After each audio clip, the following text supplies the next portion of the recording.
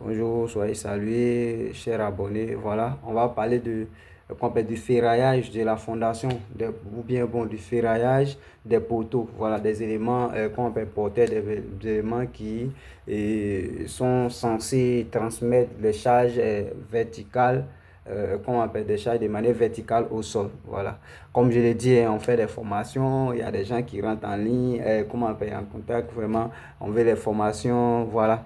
J'ai fait une formation, j'ai publié même tout récemment.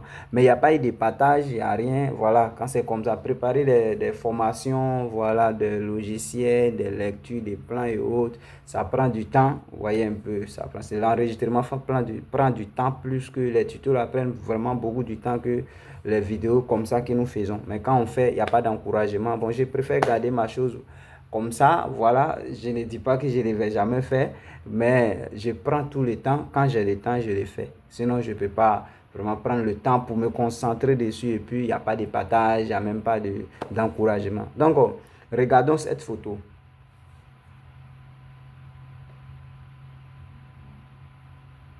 Regardez bien la photo. Voilà.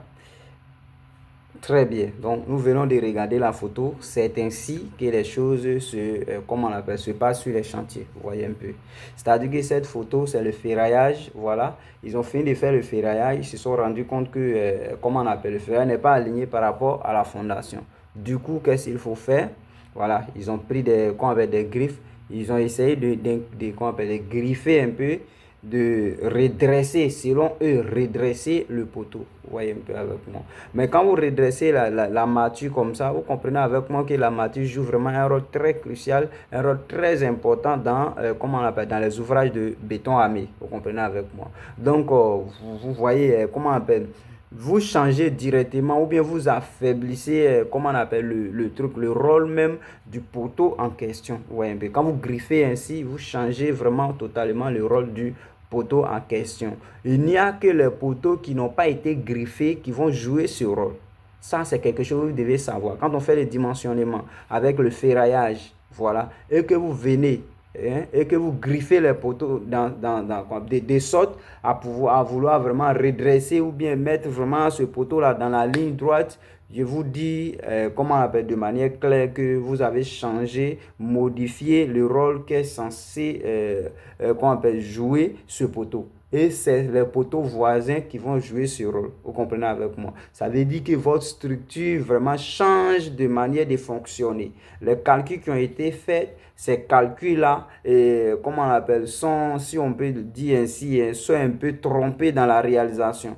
Donc, vous comprenez avec moi qu'il peut avoir vraiment des dangers éventuels, voilà. Il peut avoir écroulement, il n'y a pas de... Ça, le risque est vraiment ouvert gaillardement, vous voyez un peu. Donc, c'est un peu les choses comme ça qu'il faut faire très attention. En fondation, quand vous êtes en train de travailler, l'alignement, si vous avez un appareil pour aligner le ferraillage, il faut prendre, voilà.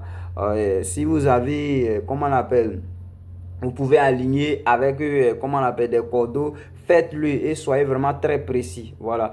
Majoritairement, ce que l'on a l'habitude de remarquer, c'est qu'on fait, comment on appelle, on aligne, les gens alignent vraiment les poteaux depuis là-haut. C'est pas mauvais. Mais quand vous alignez la tête des trucs, des aciers, en s'arrêtant, c'est-à-dire en restant au niveau supérieur, soyez aussi sûr que en bas, comment on appelle en bas, c'est-à-dire là-haut que vous avez aligné et le bas est à niveau, c'est-à-dire c'est vertical. Voilà, vous mettez le niveau dessus pour vérifier la verticalité de l'acier, pour pouvoir vraiment avancer. Et après ça, maintenant, préparer les cales à béton. Les cales à béton sont qu'on appelle les morceaux comment on appelle, de mortier bien dosé et qu'on découpe plat selon l'enrobage souhaité pour pouvoir maintenir l'acier qu'on a aligné là dans sa place de manière verticale et réserver aussi de part et d'autre, voilà, comme gauche-droite, voilà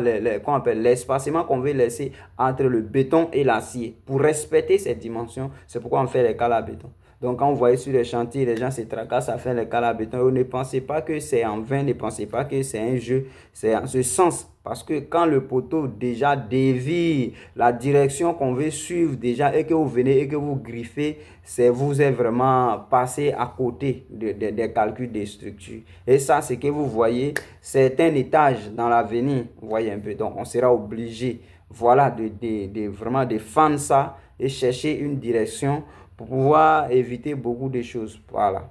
Voilà, vous voyez un peu. C'est comme si vous portez une charge, voilà. Vous êtes peut-être 5 sur la ligne, vous portez la charge. Vous comprenez avec moi. Maintenant, parmi vous portez la charge sur la tête, vous tous avez la même taille. Voilà, la charge arrive à votre niveau juste de tout le monde. Vous comprenez avec moi. Oh, et puis vous comprenez, ça dit sur la ligne, il y a quelqu'un qui laisse. Quand quelqu'un laisse son poids, automatiquement, vous autres, vous êtes surchargé. C'est-à-dire le poids que la personne a laissé va se reposer sur vous tous. Donc si vous tous ne tenez pas et que vraiment le calcul qui avait été fait était que l'autre supporte 5 kg, l'autre va supporter 5 kg et que je me retrouve à 6 kg, comprenez avec moi, soit je pleure ou bien je laisse aussi. Et si je laisse, tout le monde va laisser. Vous comprenez avec moi. Donc c'est en cela que les écroulements sont vraiment ouverts à grande échelle. Vous voyez un peu. Donc c'était un peu ça. Voilà. On est ensemble. Merci.